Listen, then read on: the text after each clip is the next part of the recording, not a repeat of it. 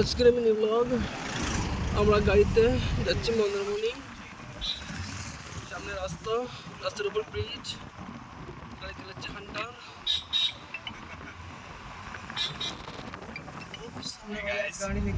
সামনে bag Tajpur overbridge, then right now, so Mondarmoni, I'm going to take our Mondarmoni beach.